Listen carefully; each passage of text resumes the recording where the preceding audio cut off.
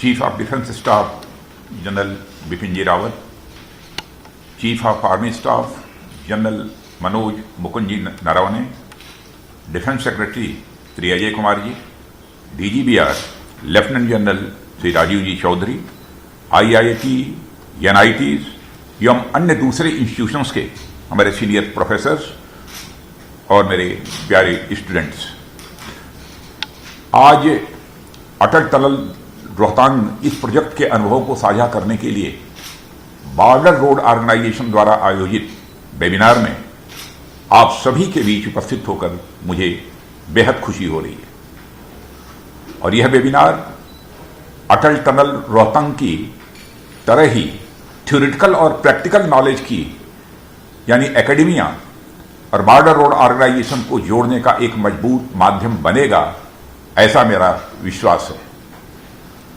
इसके लिए आयोजन से जुड़े सभी लोग और खासकर अपने नौजवान साथियों को मैं बधाई देता हूं और 9 वर्ष की साथ ही मैं उनको हार्दिक शुभकामनाएं भी देता हूं।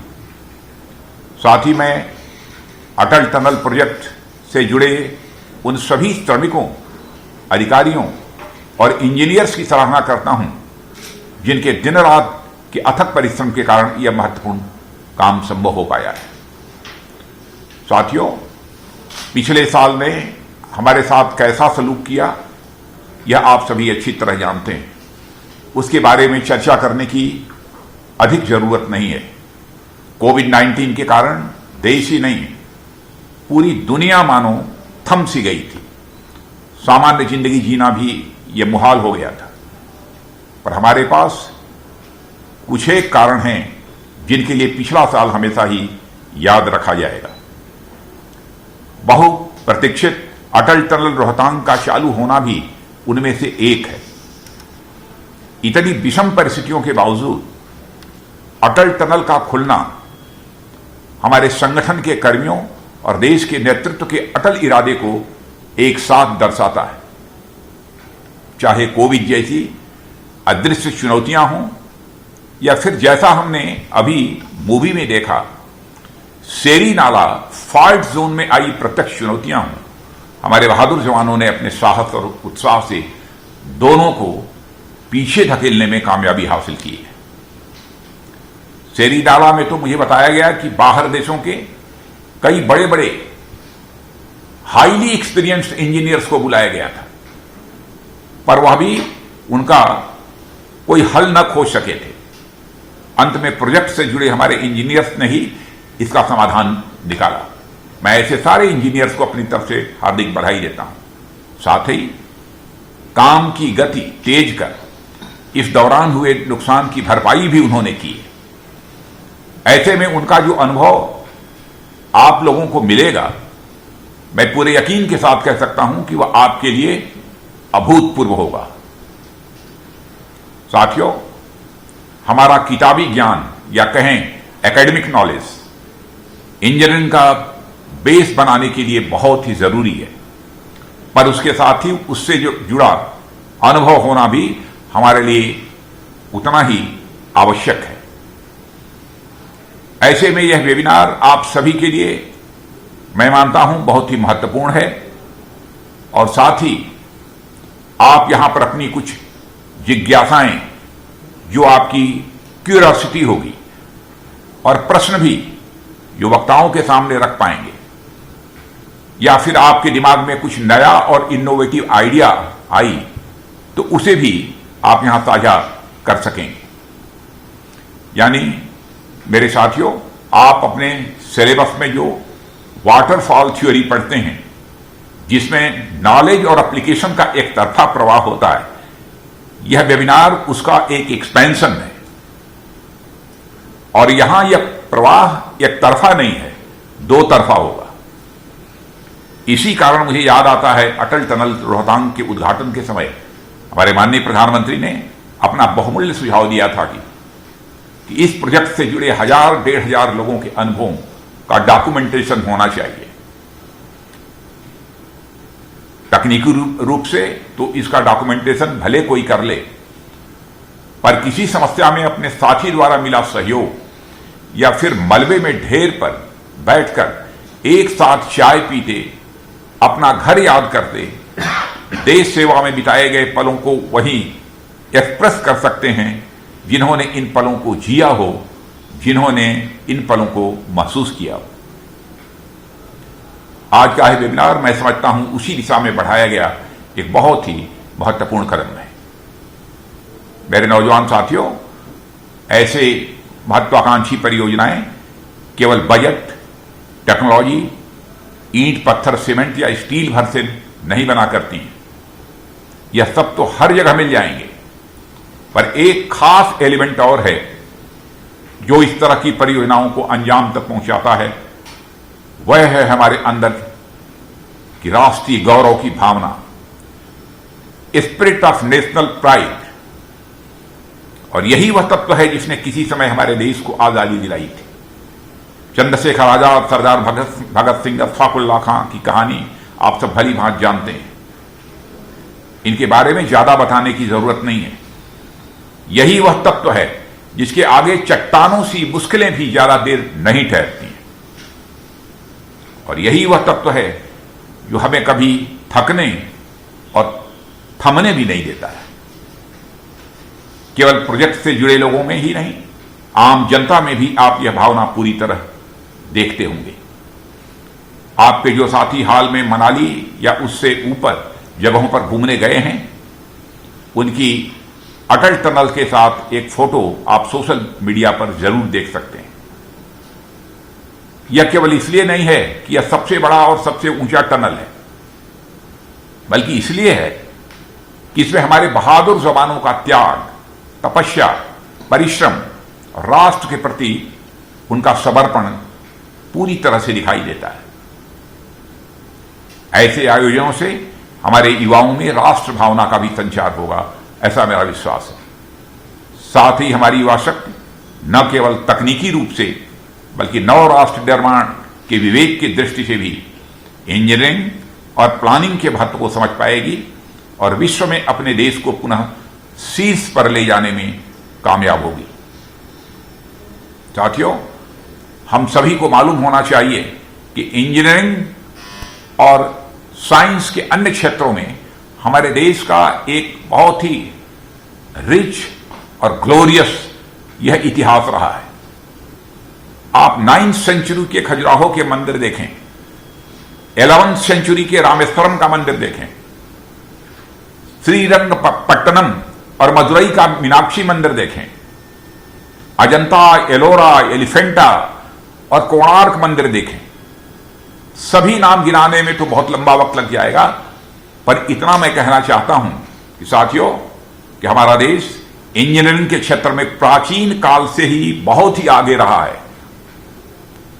और मैं कहूं कि विश्व में सबसे अग्रणी रहा है, सबसे आगे रहा है, तो यह कहना भी एग्जैगरेशन नहीं होगा, जिसे हमें राष्ट्र निर्माण के लिए फिर से साकार करने की जरूरत है। यह मैं आप सभी लोगों से अनुरोध करना चाहता हूं। न केवल इंजीनियरिंग में बल्कि agriculture, mathematics, chemistry, medicine, vastu और संचार तकनीक के क्षेत्र में भी हमारे देश ने पूरी दुनिया को राह दिखाई है। यह देश आर्यभट्ट, वराहमिहिर, महावीर, ब्रह्मगुप्त, शरक और सुश्रुत जैसे संत विद्वानों का देश है। इस भारत भूमि ने शून्य से लेकर यानी जीरो से लेकर इन्फिनिटी तक की यात्रा तय की है। मैं जानता हूं कि आजकल के बहुत सारे नौजवानों को इस बात की जानकारी नहीं होगी। और एक तरफ शून्य खोजने वाले माने जीरो की जिन्होंने खोज की थी वो आर्यभट्ट इसी भारत की भूमि पर जन्मे थे, तो दूसरी तरफ इन्फिनिटी का सिद्धांत देने वाले बहुत माने जाने मैथमेटिशियन श्रीनिवास रामानुजन भी इसी धरती पर जन्म लिए थे। ज्ञान का ऐसा कोई क्षेत्र नहीं है जिसमें हमारी देश की अग्रणी भूमिका न रही हो। मैं तो यहां पर यह भी चर्चा करना चाहता हूं, पाइथागोरस थ्योरम का आप नाम सुनते हैं। मैं विश्वास के साथ आपको भी शायद इस बात की जानकारी होगी कि पाइथागोरस की थ्योरम 1000 वर्ष पहले हमारे यहां बोधायन ऋषि ने की थी। और जिस क्वाड्रेटिक इक्वेशन, सामान्य इक्वेशन है a + b = A²+B²+2AB, यह भी दुनिया के किसी दूसरे देश की खोज नहीं है, यह भारत की खोज है। और आज भी आईटी सेक्टर हो, मैनेजमेंट हो या फिर मेडिकल सेक्टर हो, हमारे भारतीयों ने पूरी दुनिया में देश का परचम लहराया है। पर हमें अभी इन क्षेत्रों में बहुत कुछ करने की जरूरत है, जो हमारे आपसी सहयोग और प्रयासों से ही संभव हो सकेगा। साथियों, अपने राष्ट्र को पुनः शीर्ष पर ले जाने की राह में हमारा सबसे पहला और आवश्यक पड़ाव है हमारी आत्मनिर्भरता, सेल्फ रिलायंस। किसी भी क्षेत्र में पहले स्वयं आत्मनिर्भर होकर ही उस क्षेत्र में हम अग्रणी भूमिका निभा सकते हैं। इसी को ध्यान में रखते हुए हमारे माननीय प्रधानमंत्री ने देश में आत्मनिर्भरता की ओर आगे बढ़ने का आह्वान किया है। इसके परिणाम भी आप लोगों के सामने हैं। कोविड पैंडेमिक के समय जब हमारे पास मुंह ढकने के लिए मास्क तक नहीं थे, पीपी किट्स नहीं थे, टेस्टिंग लैब्स नहीं थी, उस समय हमने खुद इनका उत्पादन कर न केवल इस समस्या से निजात पाई, बल्कि दुनिया के दूसरे देशों को भी इसकी हमने सप्लाई की। यह है हमारे देश की ताकत। और हमारा डिफेंस सेक्टर भी इस अभियान में बढ़ चढ़कर अपनी भूमिका निभा रहा है। हम न केवल हार्डवेयर मैन्युफैक्चरिंग बल्कि सॉफ्ट टेक्नोलॉजी में भी तेजी से आगे बढ़े। इस दिशा में डिफेंस का रिसर्च एंड डेवलपमेंट ऑर्गेनाइजेशन यानी DRDO लंबे समय से काम कर ही रहा है। पर अब सरकार ने प्राइवेट इंडस्ट्री के रिसर्च एंड डेवलपमेंट पोटेंशियल को देखते हुए इस क्षेत्र में उनके लिए भी राहें खोल दी हैं। निजी क्षेत्र की सहायता के लिए हमने सरकारी ट्रायल एंड टेस्टिंग फैसिलिटीज खोली हैं। साथ ही ट्रांसफर ऑफ टेक्नोलॉजी के माध्यम से DRDO के 450 से अधिक पेटेंट्स के लिए निःशुल्क बिना किसी फीस के अवसर उपलब्ध कराए हैं। रिसर्च और इनोवेशन में बड़ा और बेहतर करने के लिए रक्षा मंत्रालय ने अनेक ऐसी योजनाएं जारी की हैं, जिसमें आप सभी टेक्नोलॉजी इंस्टीट्यूट के स्टूडेंट्स अपनी इंस्टीट्यूशनल और अपनी व्यक्तिगत रूप से आप उसमें भाग ले सकते हैं। इनोवेशंस फॉर डिफेंस एक्सेलेंस, जिसे हम बोलचाल की भाषा में आईडेक्स कहते हैं।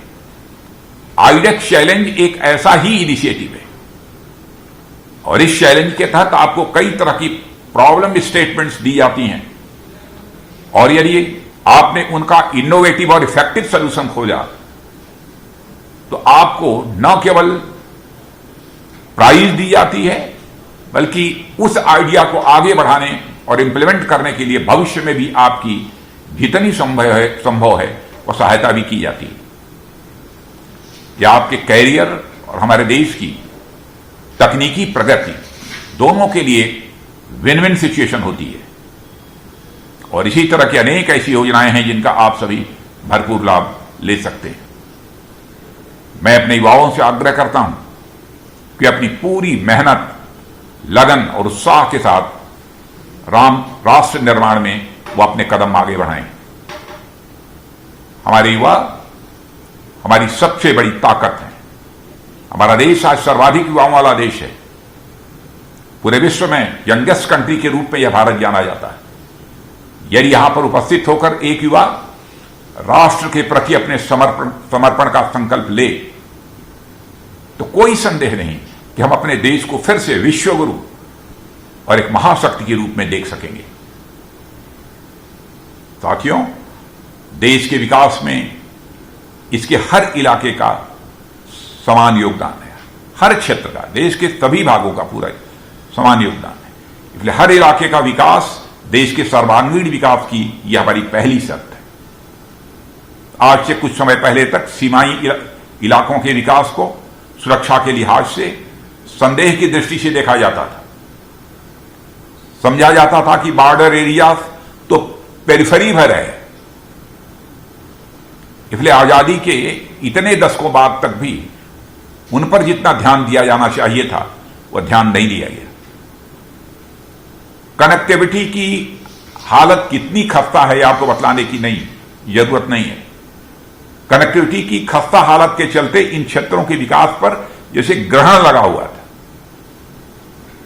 और हमने इस चीज को समझा कि देश के विकास का पहिया बिना पेरिफेरी के घूमे आगे नहीं बढ़ सकता।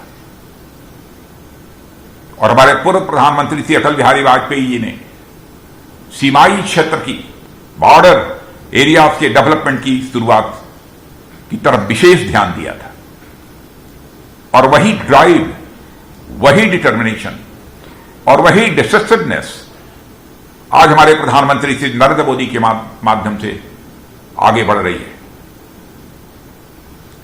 इन क्षेत्रों की डिसकनेक्टिविटी अब इतिहास की बात हो गई है। अब इन इलाकों का भविष्य इकोनॉमिक डेवलपमेंट, टूरिज्म और एजुकेशनल अपॉर्चुनिटीज की दृष्टि से भी मजबूत होगा।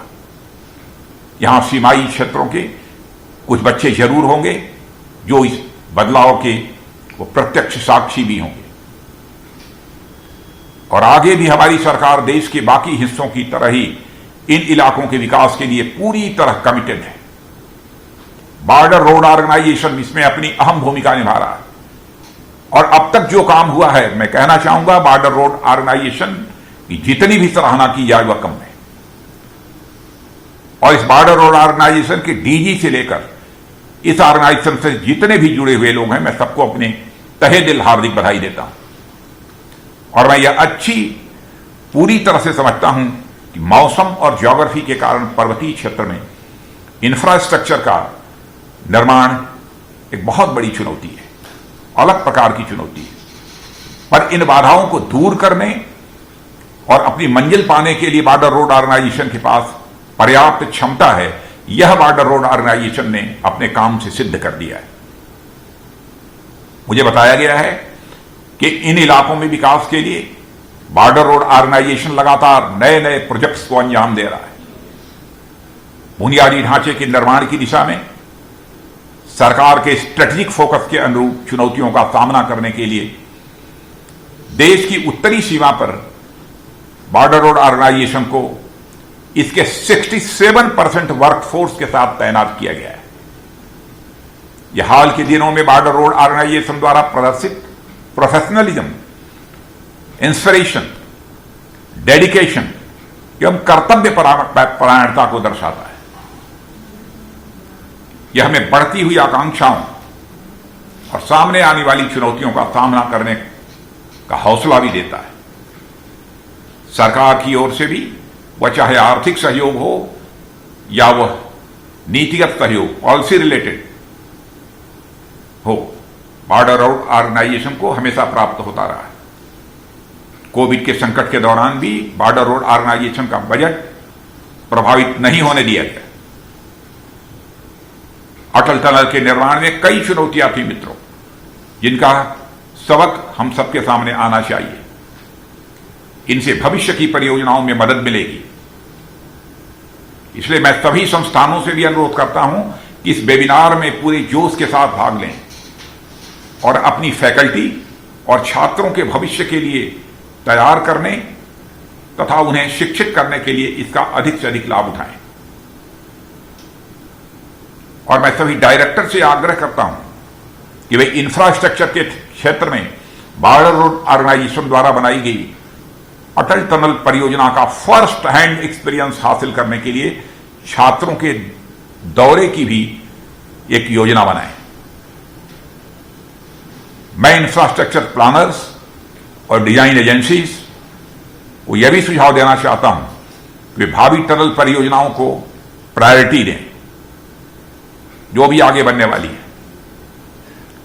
इस तरह के प्रयास देश के दूर दराज के क्षेत्रों के सर्वांगीण विकास के लिए बहुत ही महत्वपूर्ण होंगे और उन्हें अनेक स्तरों पर राष्ट्र के विकास के साथ जोड़ा जा सकेगा। साथियों, ज्यादा कुछ न कहते हुए अंत में मैं पुनः इस आयोजन के लिए आप सभी को तहे दिल बधाई देता हूं। इस तरह के आयोजन के साथ नए वर्ष की शुरुआत हमारे अंदर आशा, प्रेरणा और एक नए विश्वास का संचार करती है। यही प्रेरणा हमेशा हमारे अंदर बनी रहे, इसके लिए मैं आप सबको शुभकामनाएं देता हूं। और अंत में पुनः आप सबको इस आयोजन की सफलता की शुभकामनाएं देते हुए अपना निवेदन समाप्त करता हूं। आप सबको बहुत बहुत धन्यवाद। जय हिंद। नमस्कार, मैं हूं मानक गुप्ता। अगर आपको हमारा ये वीडियो पसंद आया हो तो इसे लाइक और शेयर जरूर करें, और हां, हमें सब्सक्राइब और फॉलो करना ना भूलें ताकि आप देश और दुनिया की कोई खबर मिस ना करें। तो जुड़े रहिए हमारे साथ और देखते रहिए न्यूज़ 24।